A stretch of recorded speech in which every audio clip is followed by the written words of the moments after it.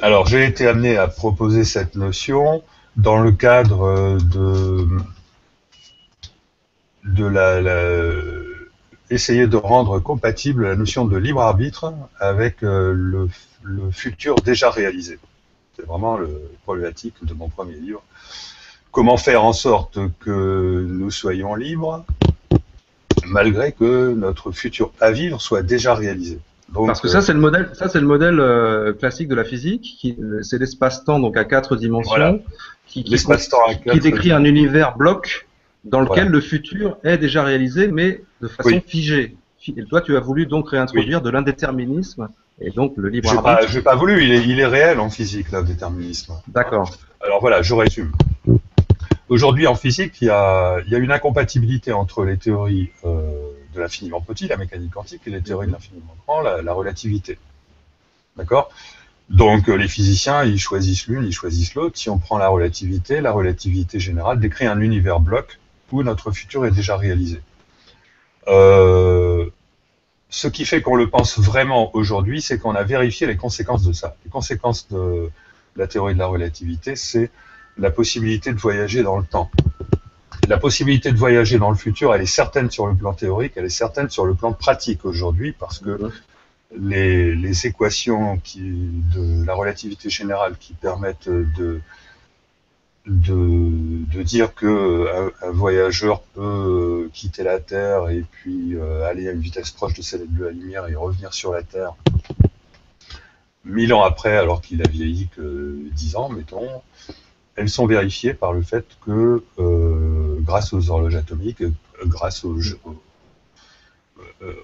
on a pu faire les mesures qu'il prouvait et les GPS ne fonctionneraient pas si tel n'était pas le cas. Euh, il y a eu, il y a toujours, et également la possibilité théorique de voyage dans le passé grâce au trou de verre, mais ça on y reviendra éventuellement plus tard. Mais jusqu'à récemment, les physiciens quantiques avaient du mal avec cette idée d'un futur généralisé parce que ça semble incompatible avec l'indéterminisme. L'indéterminisme qui est reconnu en mécanique quantique aujourd'hui, qui a été démontré en 1982 par les expériences d'Alain Spey, et la mécanique quantique décrirait plutôt un univers où tout est possible.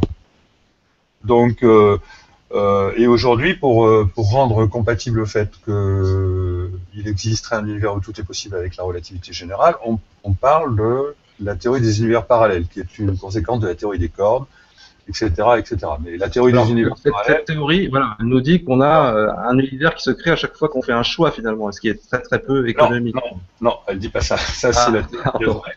C'est une des versions. Théorie des univers multiples, pardon. La théorie des univers parallèles, on va dire mainstream, celle qui est soutenue actuellement, surtout par les Américains, on va dire, c'est la théorie qui consiste à dire nous vivons dans un univers déterministe, parce que la relativité, elle est déterministe, c'est une théorie déterministe, et donc il existe un univers pour chaque choix possible, c'est-à-dire que l'univers pour lequel j'aurais exactement la même vie et à partir de maintenant, il y aurait un Philippe Guimand qui aurait notre vie, qui ferait notre choix, il doit exister.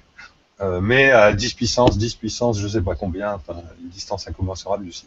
C'est complètement, bon, pour moi, c'est Ça pose un problème du principe d'économie, comme on dit, le rasoir d'Occam.